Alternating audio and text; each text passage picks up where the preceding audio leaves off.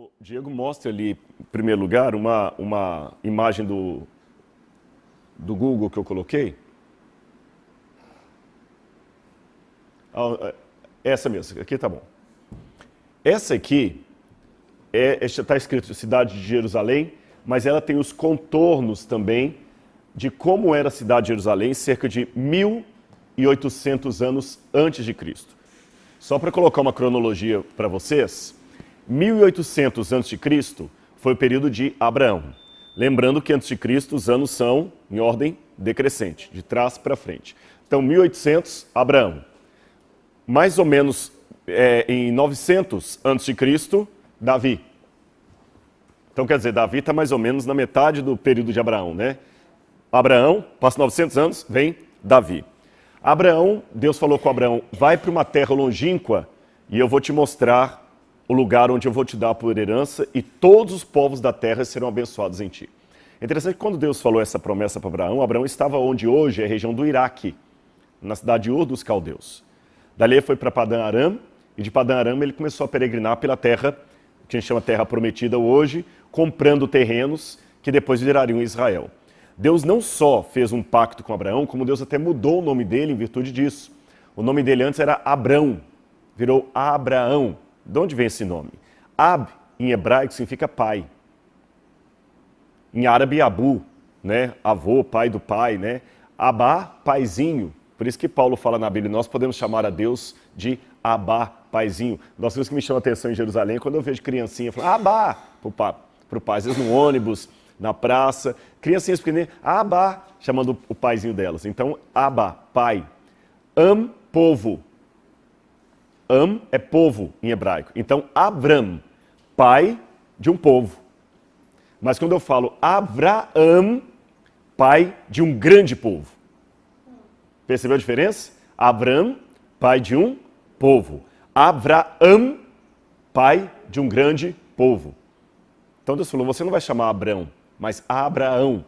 Vai para a terra que eu vou te mostrar. E Abraão não veio com exército, Abraão não veio com armas, Abraão só veio com sua fé. É interessante que uma expressão que os judeus usam até hoje, referindo-se à história de Abraão, é a expressão Lech Lechá. Lech Lechá, em hebraico, significa vai por ti mesmo, caminha, vai com força. Então os judeus até hoje têm esse ditado, Lech Lechá, vai por ti mesmo, vai na força, vai sem pestanejar, vai sem duvidar. É assim que aparece no texto hebraico. E Abraão veio. E embora é interessante que Abraão, foi o primeiro hebreu, que ele é o pai do povo de Israel, mas havia outras pessoas aqui já na terra de Canaã que adoravam o Deus verdadeiro, o mesmo Deus de Abraão, mesmo não sendo hebreus. Nós não temos muitas características, muitos detalhes da história desse povo, quantos eram, quais eram, como é que eles vieram com conhecimento do Deus verdadeiro, não temos. Mas a Bíblia informa que eles estavam ali. E um desses homens era Melquisedeque. Melquisedeque. Abraão chegou aqui, no monte que posteriormente a gente chamaria de Monte Sião, tá certo? Aqui é o Ofel, colina do Ofel. Aqui vem o Monte Sião, então aqui está a colina do Ofel, Monte Sião, e aqui em cima o Monte Moriá. Foi aqui que Abraão subiu com Isaac para oferecê-lo em sacrifício a Deus. Então, quando Abraão for oferecer sacrifício a Deus, sacrificando Isaac, Abraão deveria ter montado as suas tendas aqui perto dessa cidadezinha, que na época chamava-se cidade de Salém. Salém.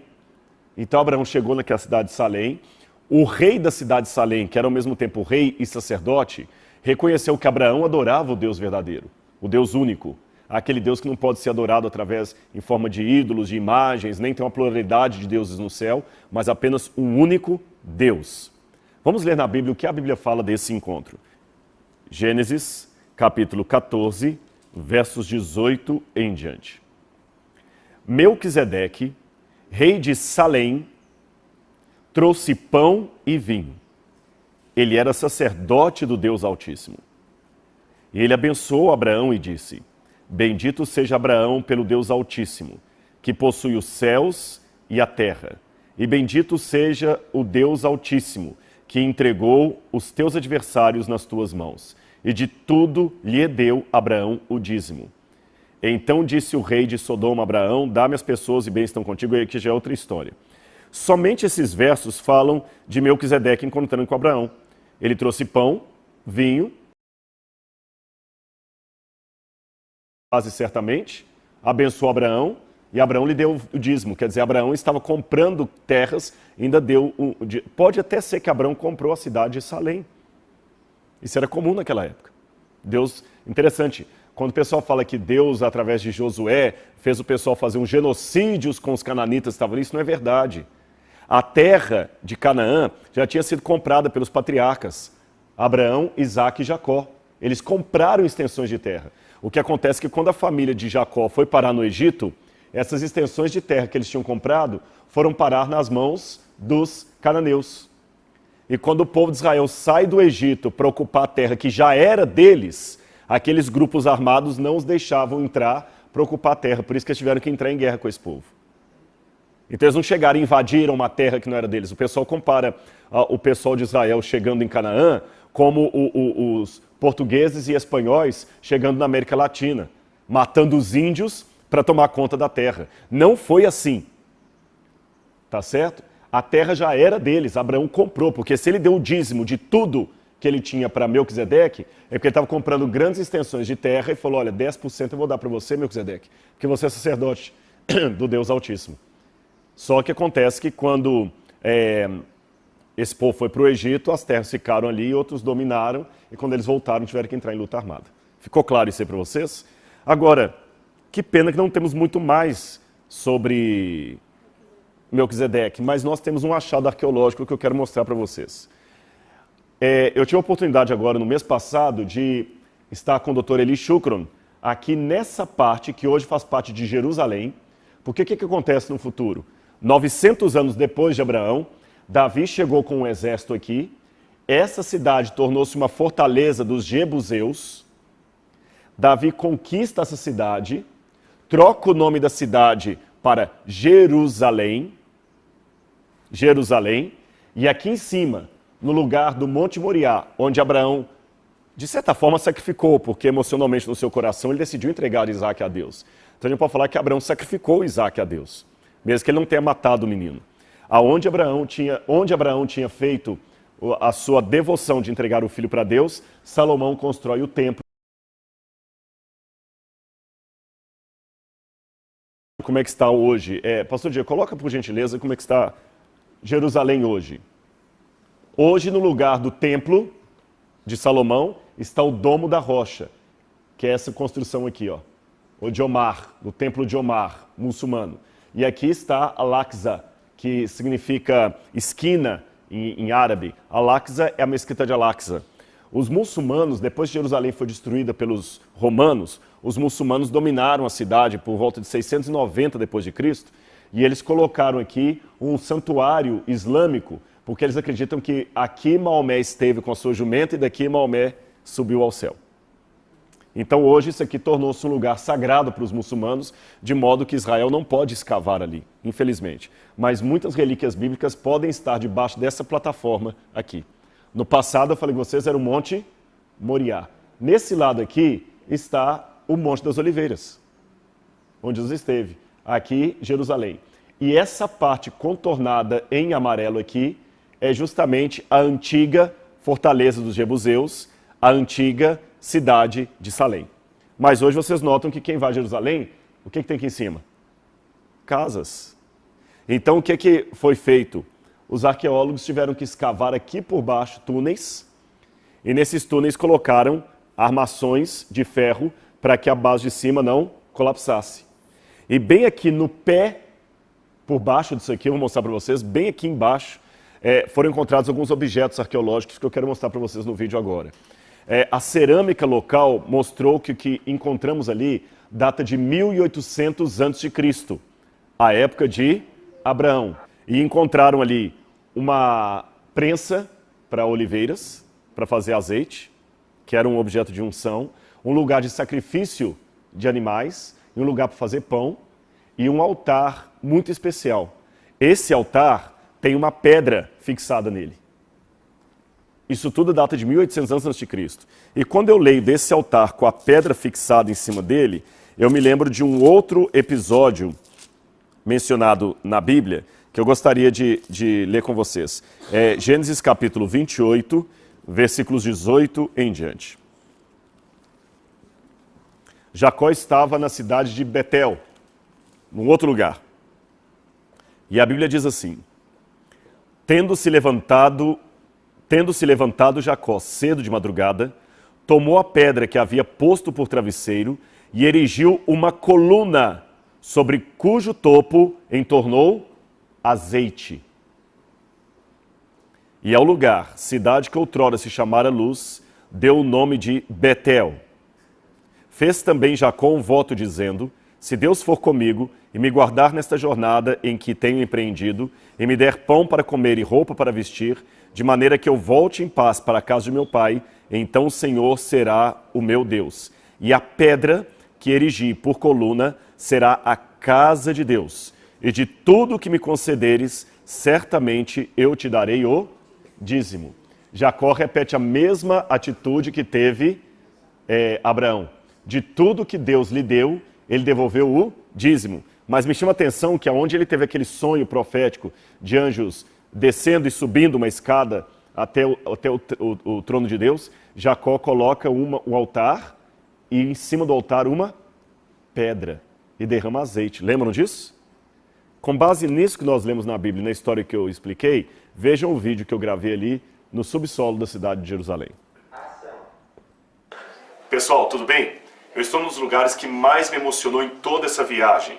Um sítio arqueológico que está sendo escavado por Eli Shukron, um dos mais famosos arqueólogos daqui de Israel. Ele está ajudando a escavar o túnel de Ezequias e abaixo do que a gente chama de Cidade de Davi. E ele me permitiu entrar aqui com o meu grupo, onde os turistas não vêm. Ele teve a oportunidade de abrir a porta. Eu quero levá-lo um dia ao Brasil para falar lá para os alunos no NASP. E onde eu estou aqui, nós estamos na base, nos começos da Cidade de Davi. Você vai andar comigo na história agora e nós vamos ver uma Jerusalém, não do tempo de Jesus, não do tempo de Davi, nem de Salomão, mas dos tempos de Abraão, quando Abraão veio para esse lugar. Interessante que a Bíblia fala em Gênesis que Abraão chegou a um lugar de uma cidade chamada Salém. E ali havia um rei, você se lembra disso? Pega a sua Bíblia e você pode verificar esta passagem, essa história no Gênesis. O rei de Salém chamava-se Melquisedeque. E o que a Bíblia fala que aconteceu? Quando Abraão chegou onde estava Melquisedeque, Melquisedeque era ao mesmo tempo rei e sacerdote. E Melquisedeque ofereceu a Deus pão e vinho. Agora venha comigo aqui. Vou pedir o Anderson que ande. Fiquem tranquilos, talvez a câmera vai balançar um pouquinho. O lugar aqui é acidentado, não é um estúdio. Nós estamos no sítio arqueológico original, tá bom? Cuidado no degrau aí. A câmera vai mostrar aqui com vocês agora. Repito, nós não estamos no estúdio, o lugar não é tão propício àquela segurança de uma televisão, mas você está acompanhando de maneira inédita um achado arqueológico muito importante. Olha onde eu estou, preste atenção nesses lugares aqui. Você está vendo esse buraco? Para você pode ser apenas um buraco e nada mais. Mas os olhos da arqueologia podem ver algo mais do que apenas um buraco. A cerâmica encontrada nesse lugar aqui é datada do período do bronze. Eu estou falando de 1800 antes de Cristo, ou seja, há 3.800 anos atrás. O que havia nesse buraco aqui? Estão vendo esse outro vão? Aqui onde eles colocavam um pedaço de madeira. Imagine a madeira sendo colocada aqui, e nesse buraco havia como se fossem uns pneus feitos de uma espécie de saco de linhagem, que eles enchiam de pasta de oliveira, isso mesmo, da azeitona. Quando eles colhiam a azeitona, eles esmagavam a azeitona, esmagavam bastante a azeitona, virava uma pasta. Essa pasta era colocada aqui, nesses pneus, como eu falei com você, e todos eles eram colocados um em cima do outro aqui. Então eles vinham com um pedaço de madeira aqui, nesse lugar, aqui, ficavam as pedras que faziam o contrapeso. Então nesse modo, imagine um pouquinho, volta para a minha câmera aqui, você vai poder ver nesse lugar, só volta aqui para eu explicar, colocava-se então um pedaço de madeira e esmagava e tirava a azeitona, o óleo da azeitona, o azeite de oliva. Eles pegavam, o azeite saía aqui dentro do buraco, onde havia um pote com água. O azeite era colocado ali, a água evidentemente não mistura com o azeite, eles conseguem pegar o azeite e utilizar. O azeite era usado para unção. não apenas para fazer pão ou acender lamparinas, mas também para rituais de unção de reis. Agora vamos continuar andando. Aqui é um outro lugar muito importante. Neste vão, eles encontraram, que você vê que está entrecortada a pedra, o que havia aqui originalmente? Um altar de sacrifício. Eles colocavam as pedras aqui e faziam este altar. Estão vendo um buraco aqui? Onde havia um lugar para se lavar, para preparar o altar. E este vão que você está vendo aqui, quem você deduz que é? Consegue imaginar? Este vão aqui era onde o sangue do animal escorria. Então imagina o que eles faziam. Eles traziam o animal degolado, ele era degolado numa outra sala ali, eles preparavam a carne deste animal e jogavam aqui no altar. E aqui eles queimavam a carne do animal, com o azeite misturado, sangue e tudo mais. E o sangue corria por aqui. Então, nesse lugar onde eu estou, sacrifícios ao Deus único foram feitos cerca de 1800 anos antes de Cristo. E por que eu digo que eram sacrifícios feitos ao Deus único? Porque a arqueologia mostra que o tipo de ritual de sacrifício que era feito aqui é muito semelhante àqueles que Deus vai prescrever para Moisés. Agora, curioso, quando eu estou falando do tempo de Abraão, 1800 a.C., e que aqui era Melquisedeque, uma coisa que nos faz pensar é que Abraão foi chamado por Deus porque, diferente do paganismo da sua época, Abraão adorava a um único Deus, correto? Mas a Bíblia fala que existiam outras pessoas, além de Abraão, que também adoravam um único Deus. Um deles era Melquisedeque. Agora, curioso que, através de Moisés, dos escritos de Moisés e dos demais profetas do Antigo Testamento, nós temos a Bíblia contando a história de Abraão. Eu posso dizer que nós temos, então, a Bíblia de Abraão. Nós temos a Bíblia de Moisés. Mas não temos a Bíblia de Melquisedeque. Mas o livro de Gênesis me revela que Melquisedeque adorava o Deus único e verdadeiro, o mesmo Deus de Abraão. Então, raciocine comigo. Qual seria a Bíblia de Melquisedeque? As pedras, o que a arqueologia deixou. Nós podemos trabalhar com uma alta possibilidade arqueológica que este foi o exato lugar aonde Abraão se encontrou com Melquisedeque e eles ofereceram um sacrifício ao Senhor. Entendeu por que eu fiquei emocionado? Este lugar onde eu estou é o mais antigo registro arqueológico do culto monoteísta, do culto ao único Deus, 1800 anos antes de Cristo. Mas há mais um cômodo que eu quero mostrar para vocês. Vou pedir o Anderson que venha comigo. Há outras pessoas visitando aqui. Não se preocupe se vazar algum som. Como eu falei, nós não estamos no estúdio. Nós estamos num lugar arqueológico. Só que precisa de iluminação. Eu vou tentar pegar aqui com o Dr. Schucker uma lanterna. The light, please. Eu vou pegar com ele. Nós vamos filmar aqui. Só um pouquinho. Esse aqui é o arqueólogo que escava na região aqui. Ele é muito simpático, viu?